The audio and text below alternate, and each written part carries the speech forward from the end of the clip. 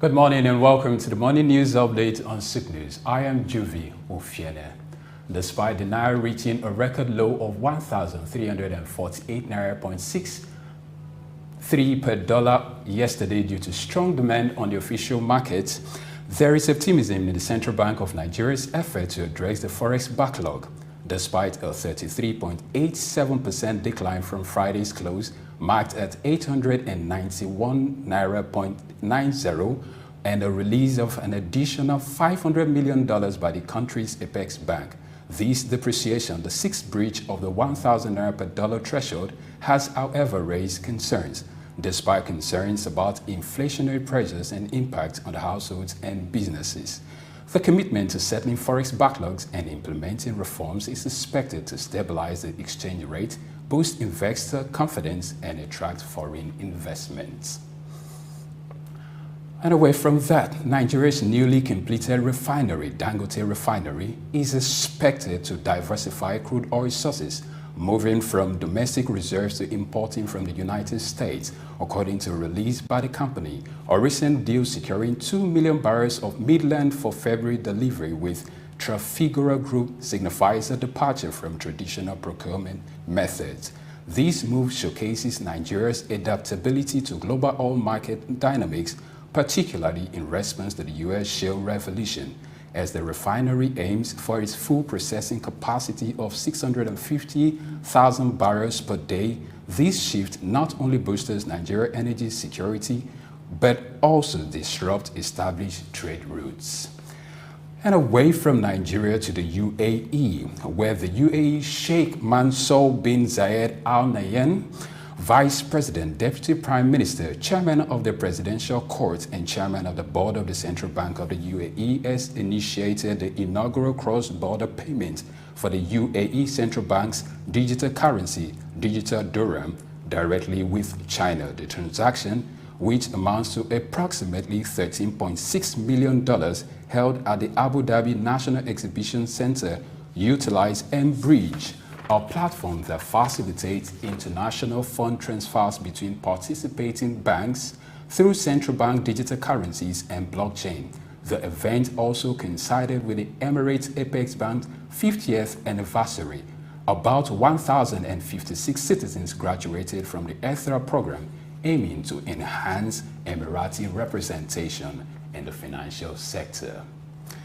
And moving on, Brent crude oil prices increased by 0.3 to $82 per barrel, and trading value of 82.65 per barrel at West Texas Intermediate also saw a 0.4% rise to $77.09 per barrel. This followed a drop attributed to concerns over China's demand amid a real estate crisis and the liquidation order for China Evergrande Group. The market tension intensified due to worries about oil supply, sparked by a deadly drone attack in Jordan and escalating US-Iran tensions. Recent events, including a Red Sea tanker assault and the potential impact on Iran's oil export, contribute to the overall uncertainty. This rise in oil prices precedes an upcoming Federal Reserve rate decision, adding to market stipulation. U.S. stockpile data is expected from the American Petroleum Institute and the Energy Information Administration later this week. And now, Amazon and robot vacuum maker iRobot have abandoned plans to merge due to opposition from EU and the U.S. antitrust regulators. iRobot announced a significant restructuring plan, cutting about 31% of its workforce, and its founder, Colin Angle, stepping down as CEO. The EU antitrust chief cited concerns that the acquisition would allow Amazon to hinder iRobot rivals on the online marketplace. The Federal Trade Commission was reportedly set to reject Amazon's deal before the company withdrew. iRobot expects a 25% reduction in full year 2023 revenue, and Amazon will pay a $94 million termination fee. The abandoned merger reflects Amazon's challenges with competition regulators despite its recent successful deals. And with that, we'll come to the end of the morning news update on Souq News. I am Jovi Ofiene. Early exchange continues with Femi Ayodele and Blessing Eiche. Do have yourself a splendid morning.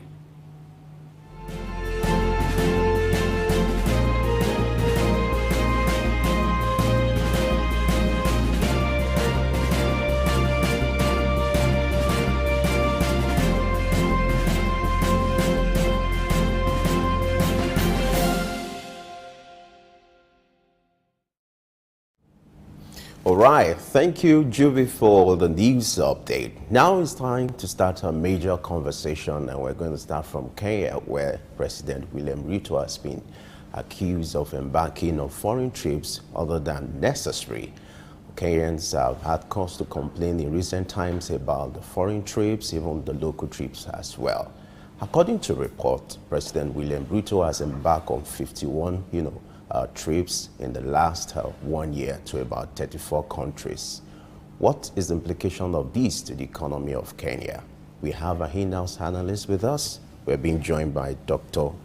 Idahosa Osamasi to look at this critical issue. Glad you have you joined us on Early Exchange this morning. Femi, good morning. My pleasure to be here. Good morning, Blessing.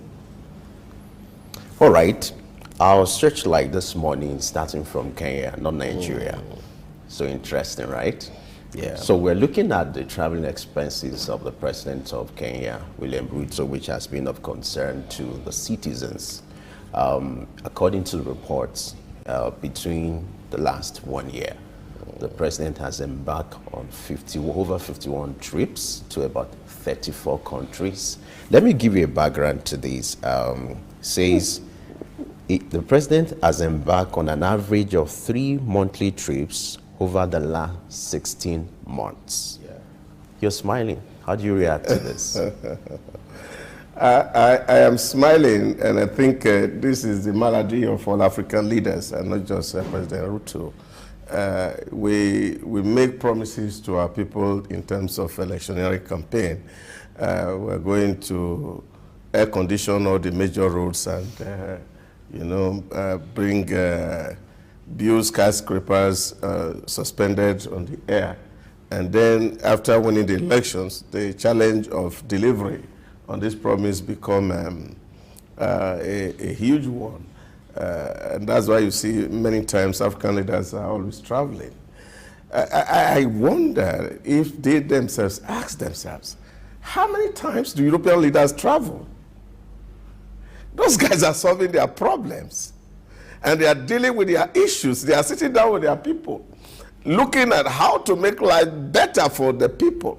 And if they must go out, it has to be on important occasion that is statutory.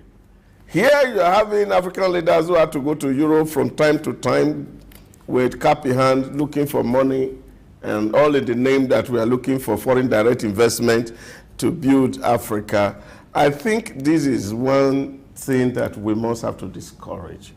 Because traveling will not solve the problem. If you look at the rating of Ruto since he took over in Kenya over a year ago, last year in September, some polls were done, and people are scoring him average in terms of performance. In one of the surveys, you see Kenya said, oh, their lives are even worse off since he came. Now, this tells you the condition that is on the ground, that power is not an end in itself. Power is a means to an end. And you see, we spend huge energy struggling to get power. And now you get power, what to do with that power become a problem. And this is all across Africa. And the problem that is facing us are not problems that we need Europeans to solve. There are some of the problems that we really need to sit down at home and deal with. Kenya is still dealing with the issue of corruption, which of course also is highlighted in that survey. And so you travel and you fritter away state resources, have banquets everywhere and come back home, and then the life of the people is not better for it. And I don't think African leaders should be doing that. There are a whole lot of things that we can do, also putting dignity on our poverty. And I think many African leaders have not learned that. But it has become customary that when a president assumes office, he makes trips perhaps to show himself to other world leaders and to build a kind of relationship. Isn't that what why are you showing yourself to world leaders? You don't need to show yourself to world leaders. You are not ruling them, you are ruling your country. The task that is before every leader is to see how to chart a path for his people. I'm not saying that we cannot solicit for direct foreign investment.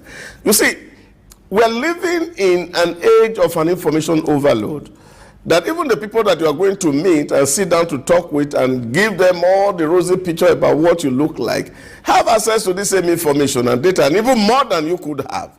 But the personal visits, personal interaction, pushing for bilateral relationships, don't you think that is what Ruto has been trying to do over the past 16 months? It does not change anything. You see, investors are looking for havens where their capital can yield returns. And this is an economic decision. It's not a social decision that because a president comes to me and he asks me to bring money to your country, then I carry my money and go and sink in your country when the conditions in your country are not favorable to investment. So these are the issues. African leaders should first and foremost sit down, appraise the situation, and understand why people are not coming to do business with them, and create that enabling environment first and foremost, so that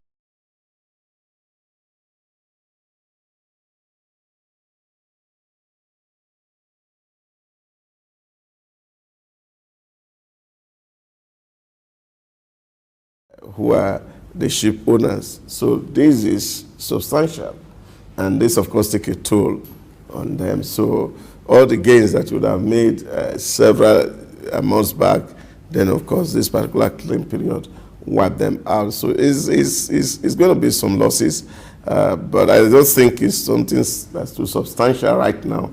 At the moment, maybe 2 or 3 vessels attacked will not be sufficient to wipe out the insurance company. And I think for the peace period that they have enjoyed in the last 3 or 4 or 5 years, when this was not happening, they should be able to still stand if they well capitalized, depending on which country of origin that these insurance companies may be located. I'm wondering, in all this, what's the role of Russia? You know, what influence will Russia have or has on, you know, this kind of crisis? And what could be the vested interest here as far as Russia is concerned? Well, like I said to you, we are gradually gravitating towards a two-power front in politics today, that whether we like it or not, yes, people can still talk about multilateralism, but I don't see that working anymore, really, because there's no small center power anywhere. So it's either you are here or there. So if you're not with the US, you must be with Russia, China. So that's where we are. So this is where the world has found itself again. And we are at the throes of a very difficult challenge. But I think nature has some of all these crises. And that's why you are seeing a whole lot of gluts in China also happening. And then, of course, they're also concerned about trade. Russia itself is having to cope with the NATO forces in its war against Ukraine. This is also affecting its economy real dearly. So here, yes, it may not be anything good for anybody. This is not good for anybody. And I don't think there's such vested interest real here. But what also we must have to look at is what level of authority do these nationals have over these terrorists? Well, what else?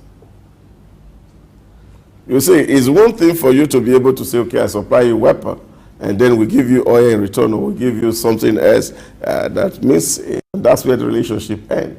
But they cannot command you to say, go on war or stop war.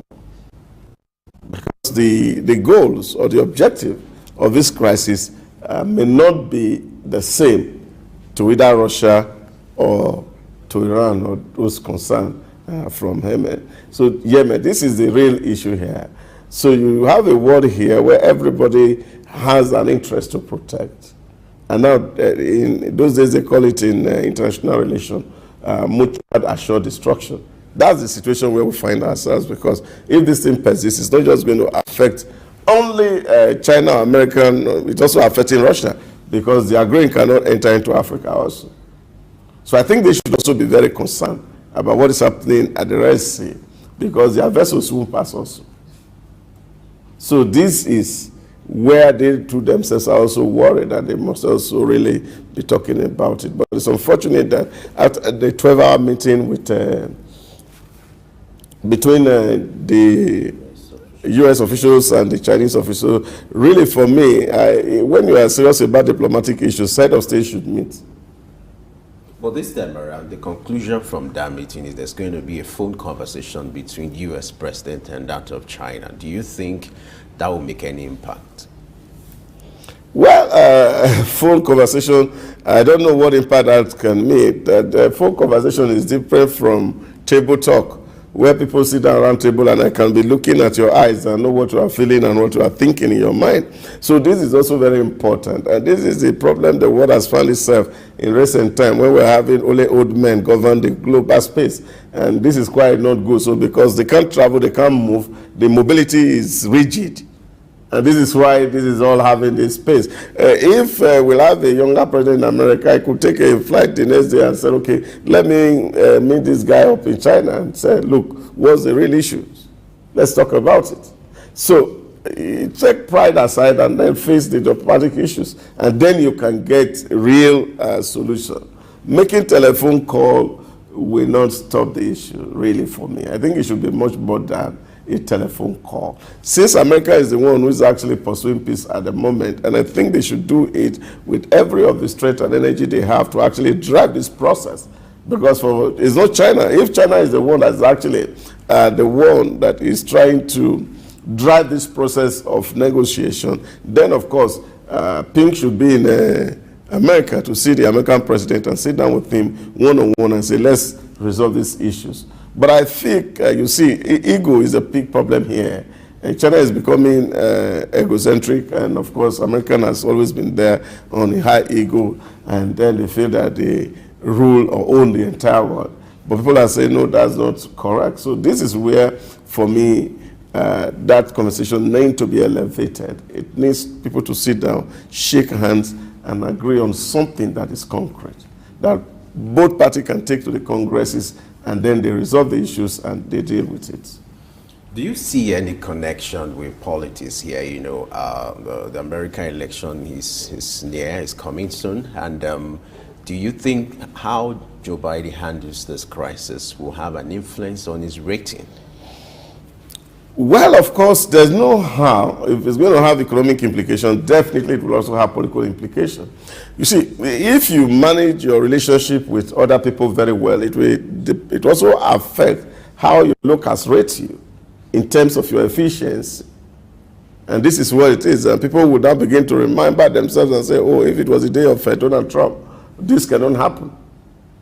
These are where Biden need to actually leverage his contact and connection with China to solve this problem.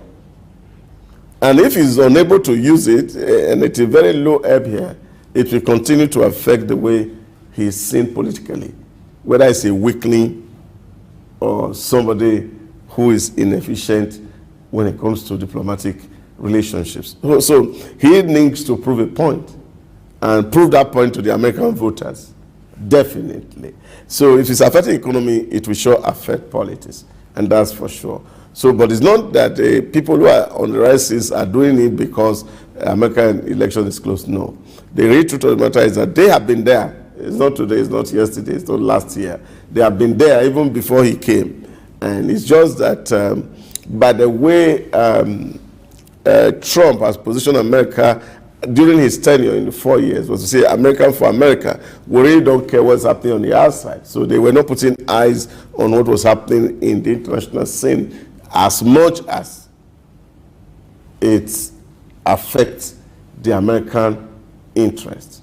So the places that Donald Trump will go to will be things that America can easily leverage on as it's affecting their trade or whatever interest that America hold in those spots. So he was not so much about being here or there, which of course is the hallmark of democratic governance. They want to see how every country in the world is doing, including looking at moral issues in countries. So Donald Trump wasn't really concerned about those issues while he was a president. But here you are seeing an American president who is interested in everything, everywhere. And then, of course, you're spreading your tentacle. And the debt burden on the American citizen is getting to the rooftop.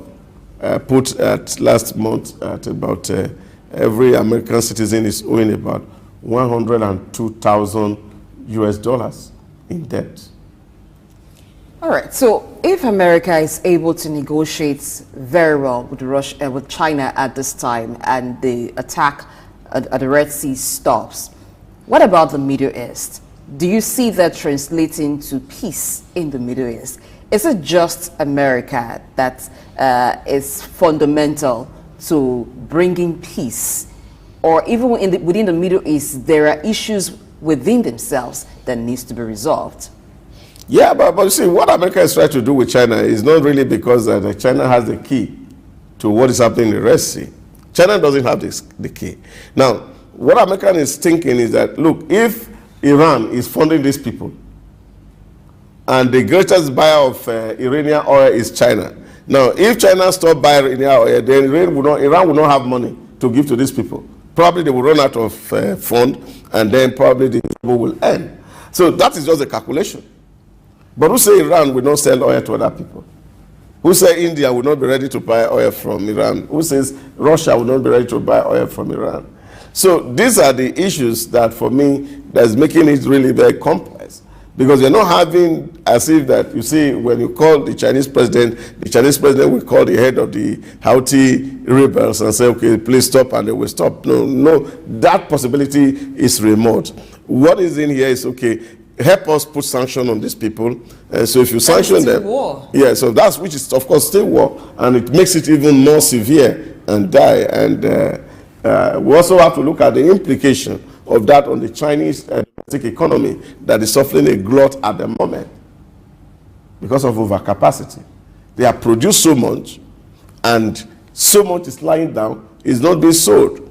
I was reading the news this morning where, of course, I think in Switzerland, were complaining that they are going to be closing down their solar panel, even in Germany also, because they are looking at American, Chinese coming to undersell their products in those regions. So the Chinese economy is also threatened. So China also is also very conscious of whatever that happens, so that at the end of the day, there will be a revolution even within China, because when people are hungry, only one thing is left. If you have nothing to live for, you can die for anything. Let's discuss now how to de-escalate this kind of crisis. Do you see any military approach helping this? Globally, you always resort to the issue of having roundtable conversation. But here you have a rebel group, maybe you can put it like a terrorist group where terrorism is at play here. What are the risk factors here? If perhaps you want to invite this kind of group to a roundtable discussion to see a kind of extending hands of fellowship rather than using a military approach here, what would be, or what are the risk factors? You see, it is to understand the psychology of the man you are dealing with. The man you are dealing with is just to prove a point. And what is this point? That they are significant and they are relevant. And so that's why I said to you, the only way to deal with this issue is relationship building. And is to let the man know that you are very relevant. We agree that you are significant. How? The rebel group? Yes, with the rebel group. How would that turn out? That's why the risk factors here. Yeah, but what you're saying to them is that we know that you are significant. Put your cards on the table. What are the issues here? You want some equity in your country, which is Yemen. How do we address the issue so that we can have a truly democratic Yemen, where the minority group, what is playing out globally, it's not just only in Yemen. If you even look at the issues that affect us as a country in Nigeria, you see the security challenge that we face is also related in some sort to this issue of dealing with minority groups. There's a problem where the minority feels that they are disempowered and they cannot have, what they want by peaceful means. So the only way to get it is through violent means. So if peaceful revolution become impossible, then violent revolution becomes inevitable. This is what you're saying. So a lot of people are feeling, okay, say if I'm not significant, and you say, okay, let's go to votes, your vote will not count. So if vote is not going to count in a democracy, because democratic is majoritarian ethic, number wins. So if my vote is not going to count, and therefore I have to wait till eternity to even get my right. So what do I need to do? Disrupt the system. And that's why I'm saying that the only way to deal with this issue is to be truly democratic about it. Democracy, as defined by the American legend, is the government of the people, by the people, and for the people. It's not the government of a majority over the minority. So which means at play here is power sharing arrangement. And I think Canada had demonstrated this in the form of the kind of democracy they practice, which is constitutional democracy, where powers are shared among the constituent units in the federation. So this is the options that are available, that we can put the cards on the table to say, what actually do you want? And we look at the possibility, because if we say, okay, let's go to vote, vote will not solve these issues. And so what will solve the issue is this relationship, to say, okay, we recognize your need. It's not that we are giving a thumb up to your terrorist action, but that we are understanding the underlying philosophy of your violence. Now, if we address this issue, will you drop violence? And then we start to engage with the Yemen government and see how they can accommodate this minority interest. And then you find peace in Yemen, then the rest will find peace. Well, doing this would mean that America has to come to the position of wanting to negotiate with them. And over time, they've held the position that you don't negotiate with terrorists, except they are not considering these rebels as such. Yeah, but that's a position you have had. What I'm saying in essence is that in the era of the 20th century, these were possibilities. Where you have, power measured in terms of the arsenal that you have built, the size of your army, the size of resources that you command. Today, world power is no longer conceptualized in terms of hardwares. There's a software dimension to it, and I think Americans should be at the forefront of understanding this reality. That power calculus has changed, and if power calculus changes, then the way we handle power also need to change. So when you're seeing that people are creating trouble, and what do? You engage them in such that you can also empower them economically so that those troubles stop, because the trouble is not good for anybody. That's the point. You remember what Yar'Adua did when the Niger Delta was boiling?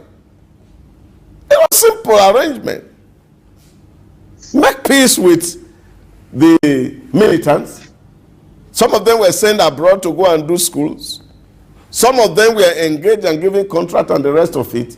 And what happened? Militancy died down. Because you must not be dealing with the symptoms. We must look at the root of the issues. What are the roots? The root is that these people from the northern Yemen feel that they are disenfranchised. And this is what is leading to the protest. So it's a local politics that is transmuting into an international one. And therefore, if you have to deal with it, then you have to go to the roots, to solve it at the roots, and then you can have your peace. Okay, we do hope that this happens quickly so that the world can have some peace and then global trade can continue without any hitch. Thank you so much, Idahosa Osamaze, for your submissions on the show today. My pleasure to be here. Let's go on a quick break and return to look at another matter. Stay tuned. Tafawa Balewa Square, TBS. Tafawa Balewa Square was initially used as a horsing ground called Lagos Race Course.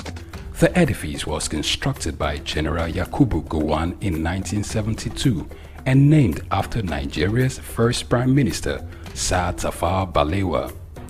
Tafawa Balewa Square is located at 45/57 Masi Bangboshe Street on Lagos Island, Lagos, and referred to as TBS. TBS is a 50,000-seater capacity venue and houses the Remembrance Arcade, the 26-story Independence House, which at a time was the country's tallest building. When Lagos served as the country's seat of government, the National Assembly Complex was within the TBS. Also in the square are the National Broadcasting Commission Office, the Nigerian Hydrological Services Agency Office, shopping centers, travel agencies, restaurants, car parking lots, and a bus terminal. Tafawa Balewa Square is adorned with beautiful statues of white horses and red eagles, symbols of strength and dignity. Our historic neighbors include the King's College and the Holy Cross Cathedral. Tafawa Balewa Square hosted some of the country's memorable events such as the Independence Day in 1960 when Nigeria gained independence from Britain, the Armed Forces Remembrance Day, which is celebrated annually on January 15. The edifice is a national cultural asset. Tafawa Balewa Square, Souq Enlightenment. Good morning and welcome to Early Exchange with Blessing H.A., Femi Ayodele, Sam Oruwoje, and Idahosa Osamaze. The deficit budget, we're still going to borrow as much as up to 7-9 trillion. We have a 24-hour rescue team always on standby. As Nigerians, we must realize that government does not thrive based on what one man is doing at the seat of power. If I had my way, I would say let's go back and bring Nigerian broadcasting. This is Early Exchange, shaping policy, advancing development.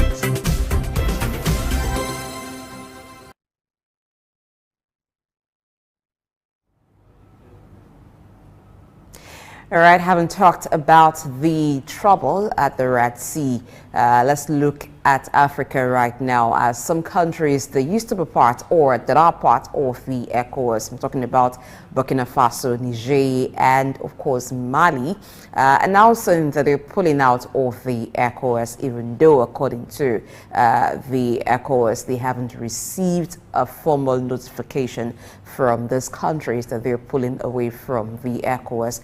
What will the implication on Africa as these three countries choose to pull out from the ECOWAS? What roles have the ECOWAS been playing in the affairs of these countries since the troubled times? And I'm referring to the coup that have happened in these countries. Okay, these are some of the issues that we'll discuss at this time, as we'll be joined virtually by Jide Ologun Esquire, who's also a global affairs analyst. Good morning, Jide. Thank you very much. It's my pleasure. We thank you for making time to be with us on the show today. All right, first let's start with the ECOWAS as a regional body. What role does the ECOWAS play or is supposed to play in the affairs of its member countries? Thank you very much. ECOWAS was established by the Treaty of Lagos. That should be 28th of May, 1975. And that treaty has been revised in July 1993. And as the name implies, it is the economic community of West African states. And in French, you call it CEDAW, and Portuguese also. And it's meant to be a regional political and economic union of 15 countries that collectively has estimated population of about 420 million people. So you expect that that should be a huge market, economically speaking. And the principal goal of ECOWAS is to achieve collective self-sufficiency, for member states by creating a single large trade bloc and building full economic and trading union, which will have impact on the political lives of the nations that are there.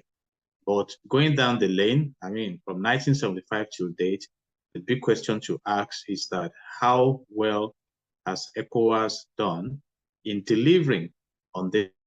And that is one of the excuses given by the nations that are threatening to pull out now. When the coup d'etat took place, it was based on the complaint of economic marginalization and backwardness for the people, that the resources available within the nations do not reflect in the good lives that should be, presented to the citizens. And right now, the ECOWAS community is trying to persuade and at the same time impose sanctions on these countries to return to democratic system of government, and in response to the sanctions, three of them have come together now to say, okay, we are pulling out completely from ECOWAS, and that is sending a future signal that if that is successfully carried out, then the fear is that other nations may start looking in the direction of reintroducing military rule and interventions that is being phased out by ideal democracy. So it appears from the outcomes of the existence of ECOWAS that much has not been delivered to the citizens of the nations that comprise ECOWAS. So, and that you want, okay. You were going to ask a question? All right, Bryce Jidologun, good to see you again. It's been a while. Thank you very much. Now let's look at the underlying factors here. The military leaders of these countries decided on Sunday to withdraw their membership from the regional bloc, which is ECOWAS. What are the issues fueling this kind of unusual development? Primarily, the impact of the sanctions on those nations. And, we have issues of perception here now in public relations to talk about perception. Those who plotted a coup and took over to establish military rule over those nations are of the perception that the government hitherto, was not delivering to the citizens what should be. And apart from that, the complaints from some of them is that their former colonialists, kept exploiting them, throwing them into poverty while getting enriched by the resources.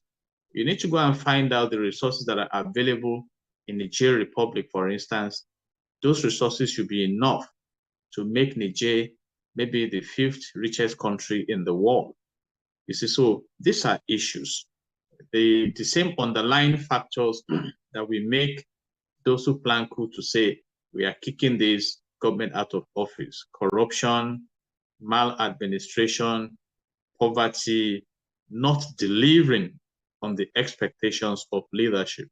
And at a point, ECOWAS was trying to, scream and use force, but the kinetic approach may not help the situation, particularly now that you have 3 nations forming a bloc.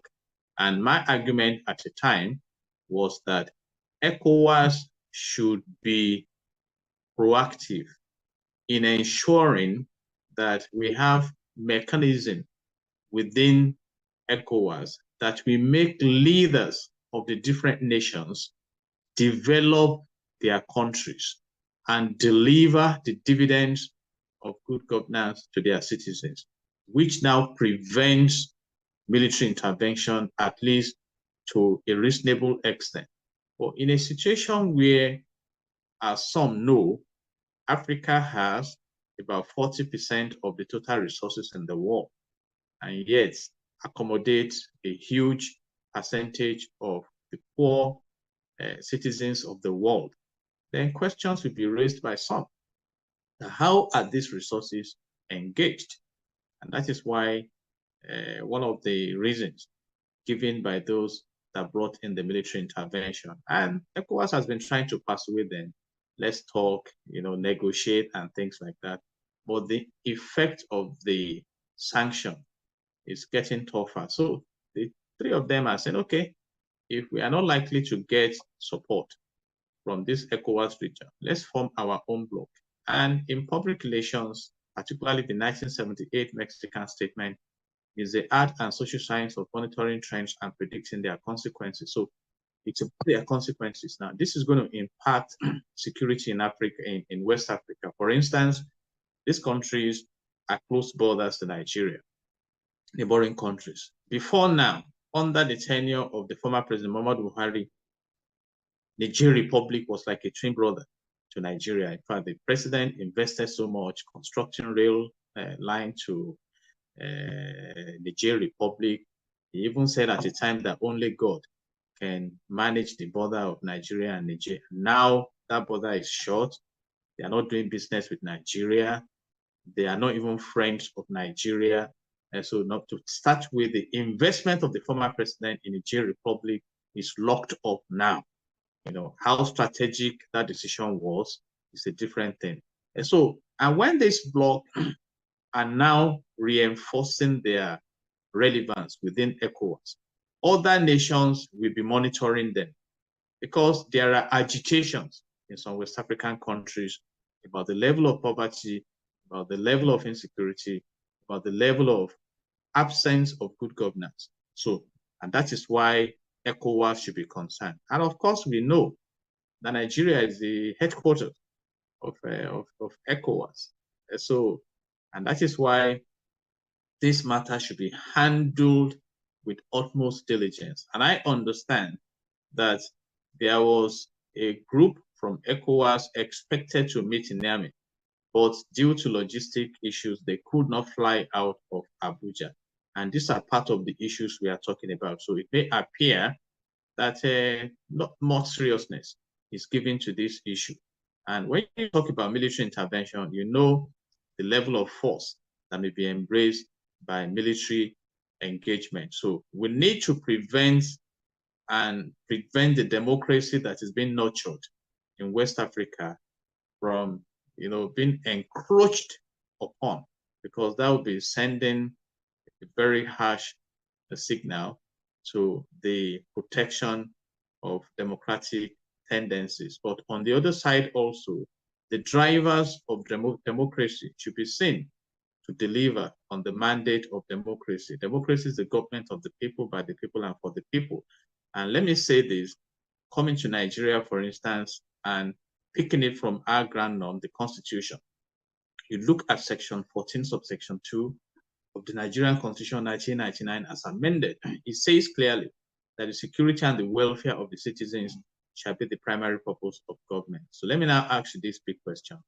How many countries within West African region can claim to have secured the citizens and to have provided meaningful welfare to their citizens? And these are questions that are plaguing us.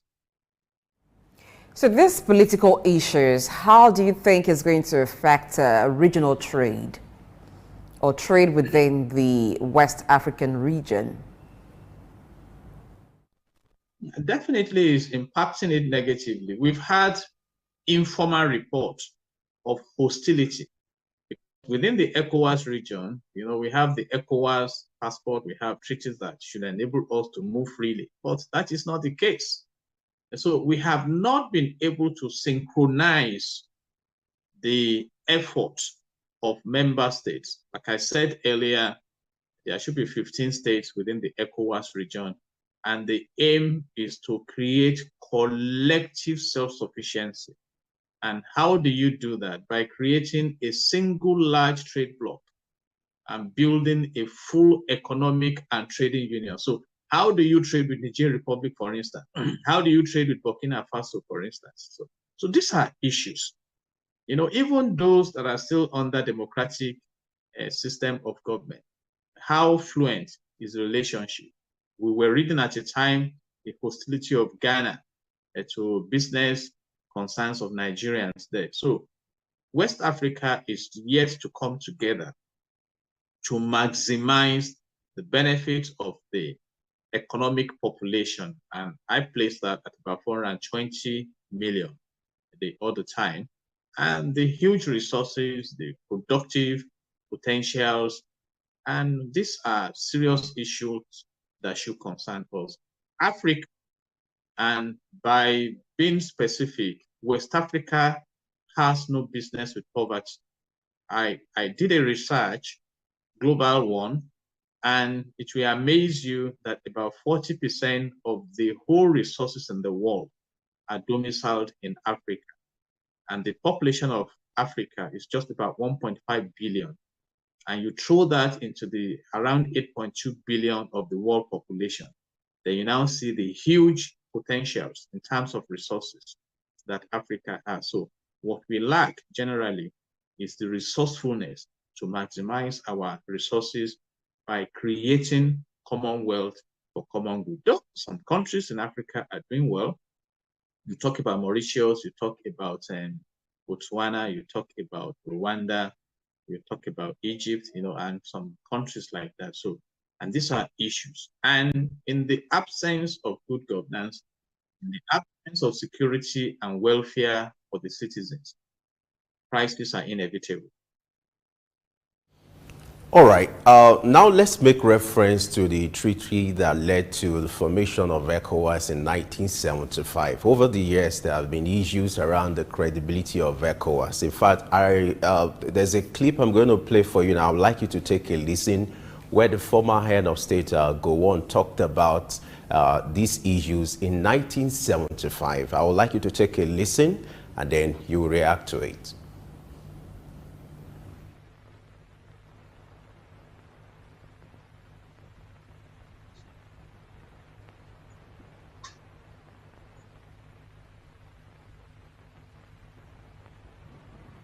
It is also my sincere hope that our deliberations at this meeting will set us firmly on the road to the fulfillment of our commonly held aspirations for greater effective cooperation of the countries of West Africa and a more cohesive and prosperous sub-region as part of and contributing to a progressive and equally prosperous continent.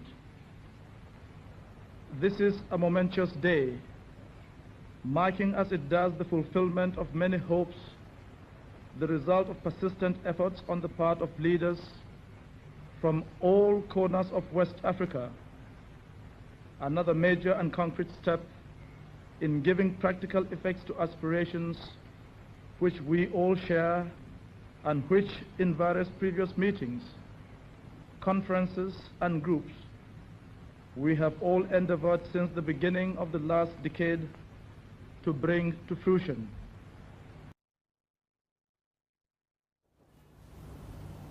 All right, the former president here, the former military head of state here, raised concerns about the collaborations between the bloc. Now, let me read to you the concerns being raised by some of these military leaders. They allege that the bloc has moved away from the ideals of its founding fathers and Pan-Africanism. I would like you to react to this. What's your take to this in respect to the concern raised by the former military head of state and the allegations by these military leaders that ECOWAS has deviated from the ideas of its founding fathers and Pan-Africanism? How do you react to that? Basic issue there. If you go back to creation, in Genesis chapter 1, verse 28, God blessed man and he said, be fruitful, multiply, replenish the earth. And so the essence of having the government structure is to replenish, to improve, to enhance the fortunes of the people. And those are the ideals of the founding fathers. All right. And General Gowon, the former military head of state of Nigeria, mentioned it in his speech now. Prosperity, cohesion. So can we claim that that prosperity vision has been achieved in West Africa? So those are the issues.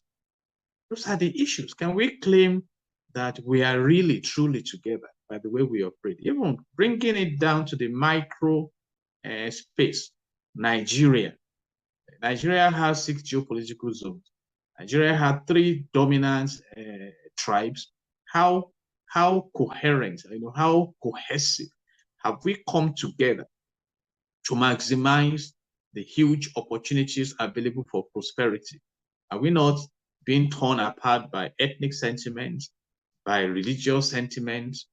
Are we not being plagued by all thieves, cabals who set up themselves against the nation? And these are issues. So when you talk about the ideals of founding fathers, that is why I took it back to the father of all fathers, God himself.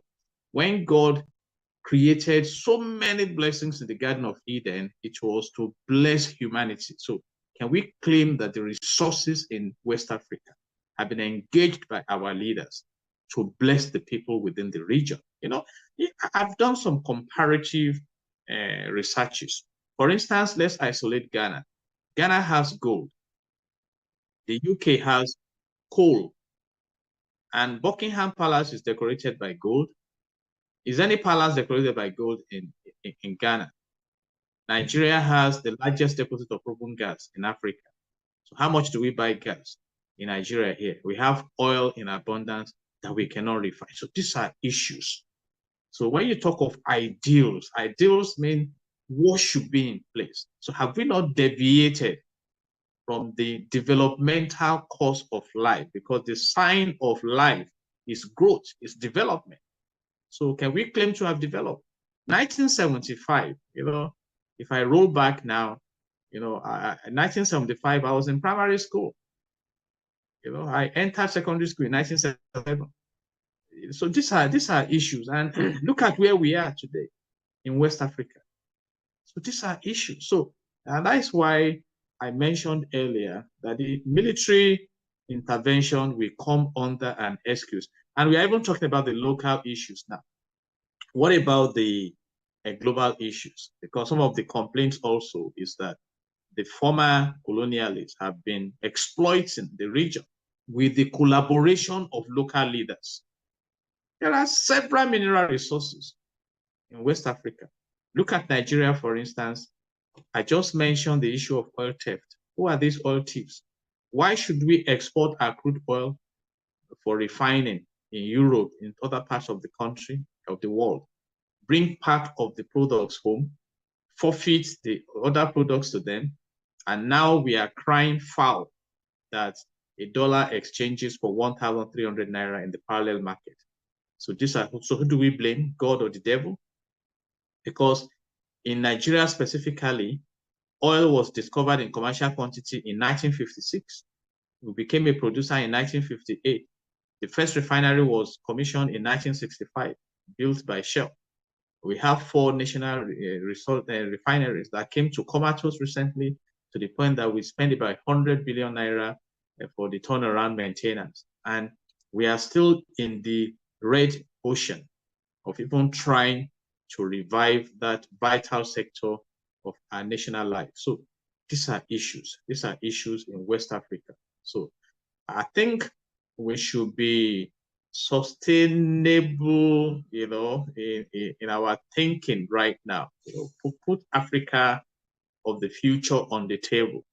That what can we achieve? I see the United Nations helped us. I think 2015 or 2016, the Sustainable Development Goals were placed on the table that will be evaluated in 2030, just about 6 years from now.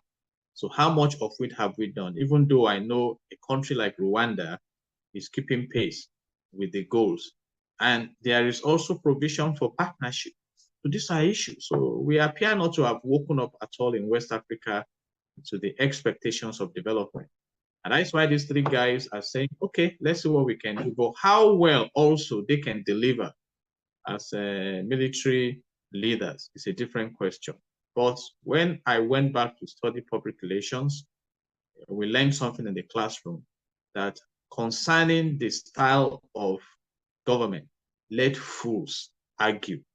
And so it may be that their leadership style will deliver development to the people. After all, if you go to Singapore, that was translated from a little coastal region with little resources to a place that is like the best place to live and work in the world, one of the best places in the world now by Lee Kuan Yew. Lee Kuan Yew did not practice the ideal democracy way. He combined autocracy with everything, and he told the world that leave me and my people. You see, Sheikh Zayed that developed the UAE from a desert to a modern paradise also did not follow the democratic principles, as espoused in that definition. But this man said that wealth is not money, but developing the people. So how well can we claim that the people in West Africa have been developed to add value to themselves and add value to the society? So these are several issues that we have. That's why I am personally challenging ECOWAS now to go back to the drawing board. The drawing board is still there, and look out of the window and re-strategize towards a secured future. Otherwise, we may be drifting in the direction of a mortgaged future. All right, in doing that, because the ECOWAS intends to negotiate with these countries, and one of the reasons that the three countries have given for wanting to pull out of the ECOWAS is the way the ECOWAS handled what they refer to as taking their destinies in their own hands with a coup. Is there a different approach ECOWAS could have used? And in going forward by negotiating with these countries, are there issues or are there things the ECOWAS should bring to the table to extend a hand of friendship to these countries in trying to win them back?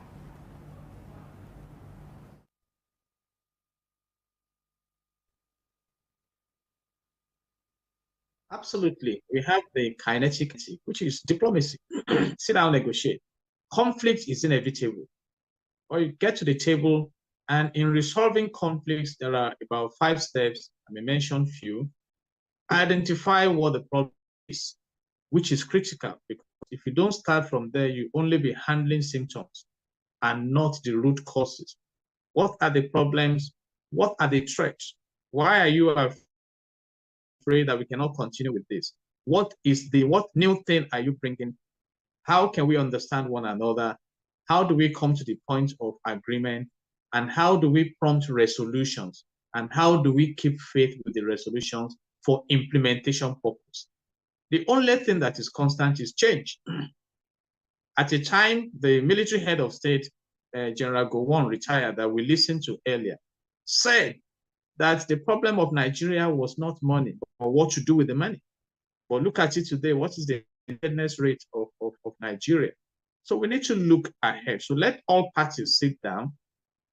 And a wise man said, you first seek to understand before you are understood. So when you come to that negotiation table, you must keep your minds open, and the most that practice democracy and have little to show for democracy. So in terms of development, and somebody threw a challenge to me recently that, are we even learning from the developed countries? And my answer was quite direct and simple, that if we are learning from developed countries, by now we should have been developed. You see, so these are issues. What are our priorities? Is it about the luxury of office, flamboyance, and leadership lifestyle at the expense of developing institutions that will attract wealth? For instance, in public relations, you don't talk about foreign direct investment if you don't have a stable and secure environment, because the investor is in business. He wants to be sure that his investments are secure. So it doesn't matter, you can go around the world soliciting for investment. You won't have it unless and until you secure your environment. These are issues. These are issues. I told you about Singapore. Big brands do business in Singapore because in the doctrine of wealth creation and wealth sustainability, the first thing you do is to create a wealth magnet locally that will attract foreign investment. So you build infrastructure, you build the culture of ease of doing business, you assure those who come to invest that they will reap from their investments. Look at Nigeria, for instance, now. The aviation sector, many foreign airlines have their money trapped within the economy of the nation. How will they be encouraged to come and invest, even when some investors in the country are jetting out of the country? So these are issues that should concern ECOWAS. ECOWAS should drop their garments of honor and status and get down to business. How can West Africa be repositioned? Let me say this. God has blessed West Africa excellently. I just gave us an instance. Do they have cocoa in Switzerland? You start talking about some of the best chocolates, they're from Switzerland.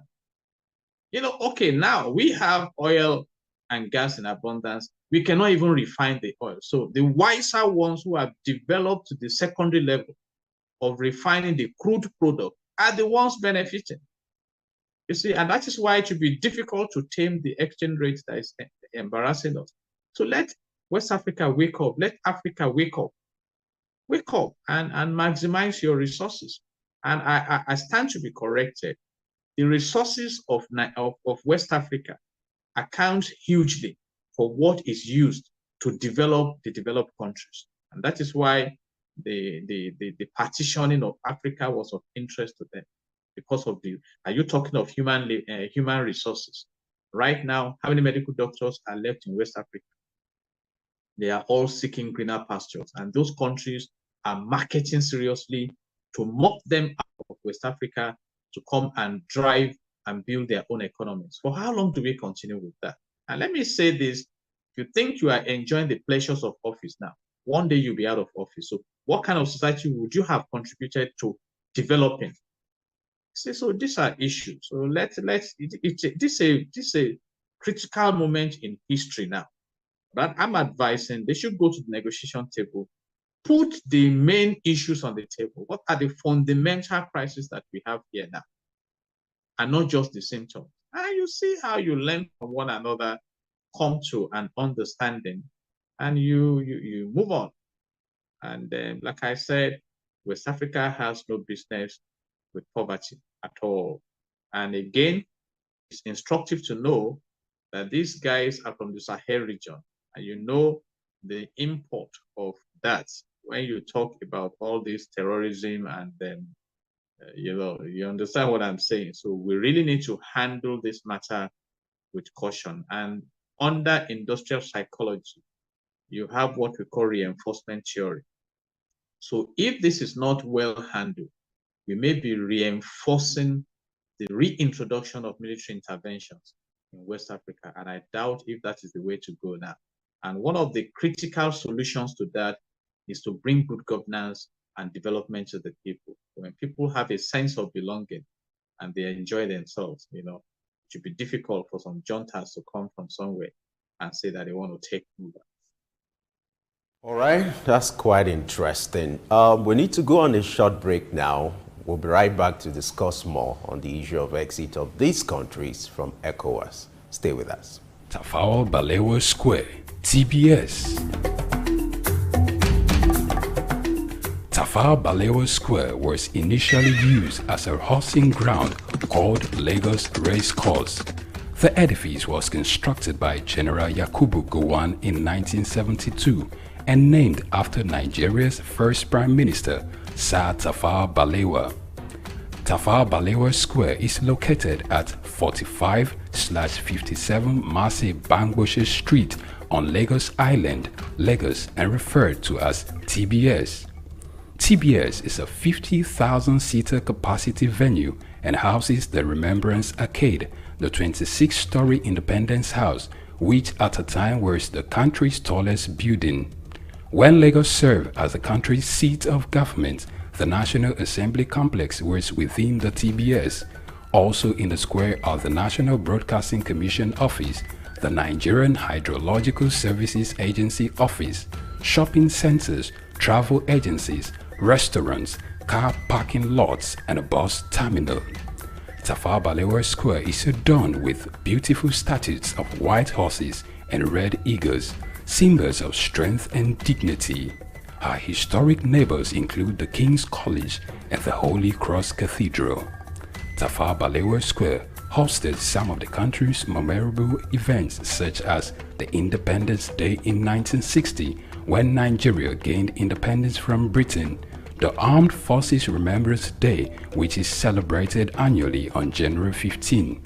The edifice is a national cultural asset. Tafawa Balewa Square, Souq Enlightenment.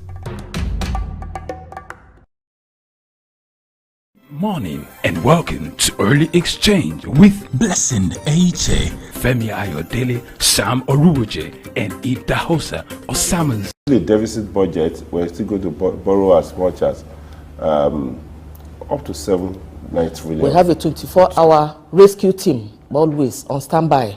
As Nigerians, we must realize that government does not thrive based on what one man is doing at the seat of power. If I had my way, I would say let's go back and bring Nigerian broadcasting. This is Early Exchange, shaping policy, advancing development.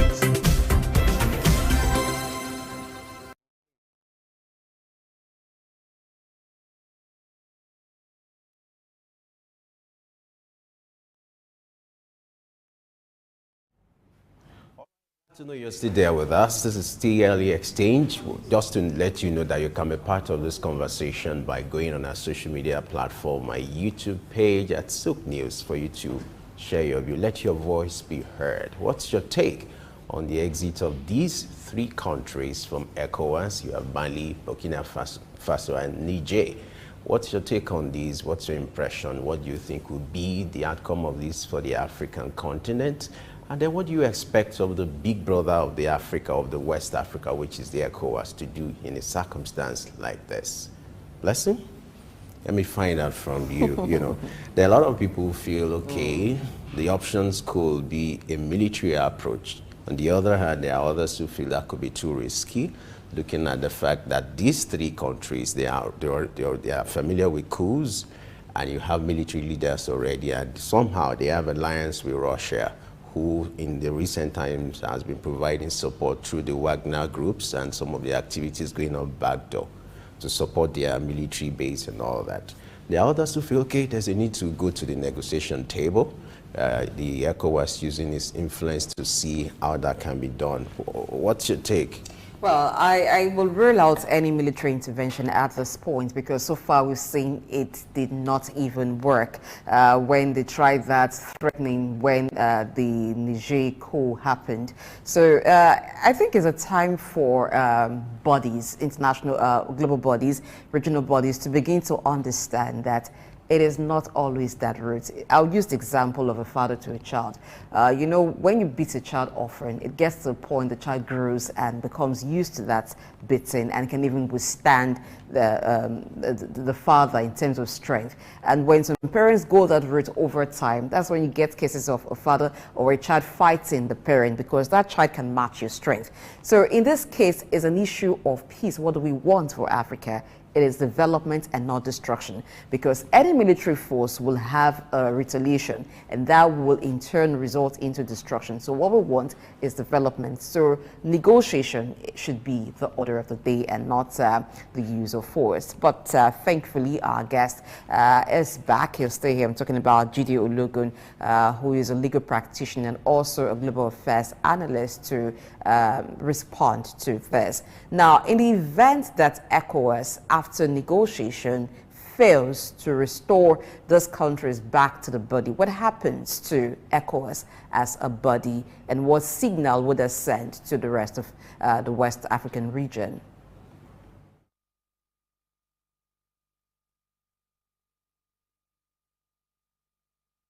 Please unmute your mic so we can hear you.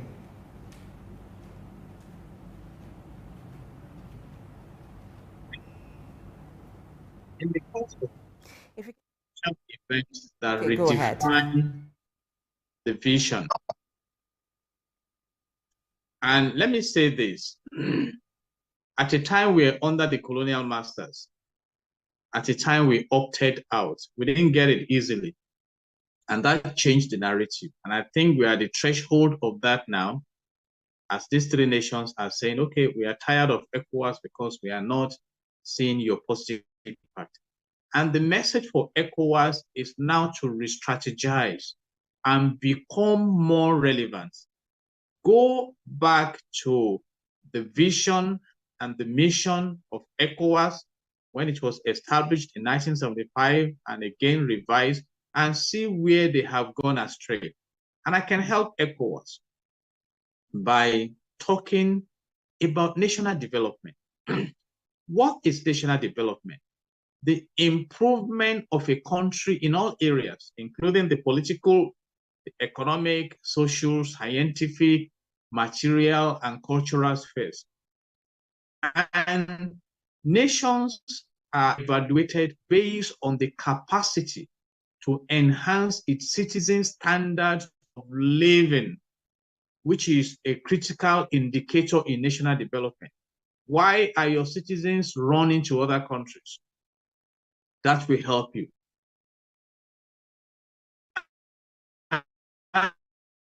And there are about 8 phases, about 5, expanding industries. Can we even claim to be an industrial hub? That's a big question. Investing in your education, how you develop your social cohesion, how you promote your culture and the values, how you turn your agrarian agricultural ventures to agroeconomy. You see, how you manage your religious institutions to ensure that they add values that are globally relevant. All right. And basically, you must do the political, the scientific, the cultural, the economic, the material, and the social, because these are critical to the fabric. So putting ECOWAS on the table now, they need to do what is called SWOT analysis. That how well have we done? What are our strengths, values? What about the weaknesses that we have demonstrated? What are the opportunities for us? And what are the threats?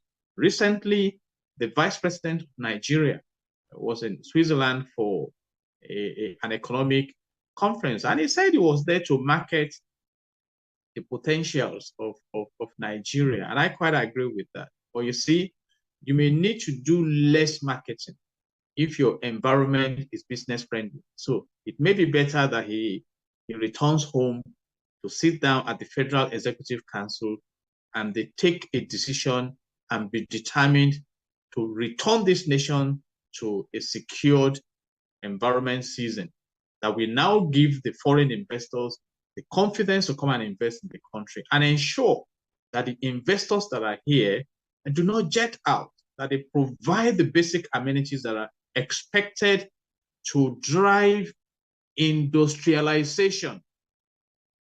These are issues. Your business environment, your social environment.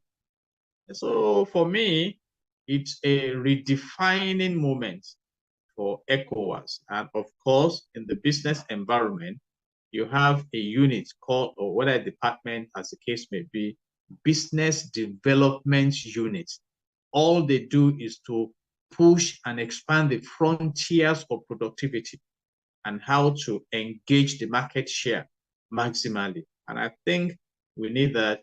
And permit me to echo what I mentioned earlier, that ECOWAS is about economy, it's about political well-being of the sub-region. So how well have they performed? So, and these are issues that should be of concern to them now. So whether they are negotiating or whatever they are doing, they should look at the bigger picture. What values have we delivered? What values could we have delivered? What does the future hold for us? How can we be relevant in the future? I mentioned Singapore earlier. Singapore left Malaysia in 1965. Between the space of 1965 to where we are today, through pragmatic and front-line leadership, transformational leadership, that country has been able to come out of the blues to prominence. So the same thing is available. And it should even be better when you have the regional bloc like ECOWAS. That means it's like they say in the scripture that iron sharpens iron. You can leverage on the comparative advantages you have and collaborate to develop your different nations and have a strong bloc. But as it is now, I cannot speak on how strong that bloc is, evaluating it by the impact on the people. I said earlier, if you have really impacted your citizens, they should come out to resist military intervention, actually. Let's wrap up with this conversation. I'm happy with the fact that you're a legal practitioner, but let's look at the legal angle to this. If these countries, they've decided to exit ECOWAS, are they breaching any law? And then what options are available to ECOWAS? Maybe legal options, alternative, are available to ECOWAS in exploring, the provisions of the law in order to resolve this kind of crisis? Basically, and globally now, military intervention is not permitted. But whether you can legislate, whether you can adjudicate on that in court is a different ballgame. And if that is a possibility, which courts will, what are these people even ready to respect the decision of any court? Or will you now say it's only when the previous authority returns to office that they can now say they want to charge them for either mutiny or for treason or whatever? But these guys are in charge now. They are in charge. We've had instances in 1983, if my history instructs me well, it should be 31st of December, 1983. In Nigeria here, the Second Republic was kicked aside by the Boots. And that was when the immediate past president of Nigeria, Muhammadu Buhari, came in as the military head of state, you see. And you saw that was any action taken. At the end of the day, he came back to become the civilian president in the country. So these are issues. Even if the laws are there, do we implement the laws? But I'm bringing a great solution here now. Can we return to good governance in West Africa? Can we return to good governance, please? Sweden is not talking about coup. Netherlands is not talking about coup. You know what I mean? Switzerland is not talking about coup. Australia is not talking about coup.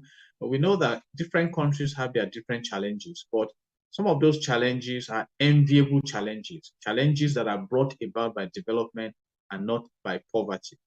And I maintain my position that of West Africa is poverty driven, and it's quite nauseating. I mean, it's an I'm seeking for an adjective to use. It's an aspersion on leadership in West Africa, and I say that with all due respect. If today we still go for medical tourism out of West Africa to other countries, even those who came to colonize us. I doubt if we have succeeded so much in developing the region. You see, we are so, consumption eccentric. We import. Like I said earlier. Ologun Esquire for being with us on Early Exchange today. Wish we had more time to look at this. Even the military leaders of this countries, how much of development and satisfaction can they bring to the people? But that will be a conversation for another time. Thank you for being on Early Exchange again. I'm okay. My name is Raymond Bola Brown. Hi, my name is Fred Amata, and you're on to Souq News. If you are watching this channel for the first time, make sure you continue to watch it, because this is Souq News. Shout out to Souq News. Actually, I don't know. I really enjoyed the little moment I spent with you, and I think with more of this. Souq News. Here's the Souq News, who had the courage to transcend a locked off camera and actually have a conversation with a human being. It's a pleasure, Souq News. Thank you very much.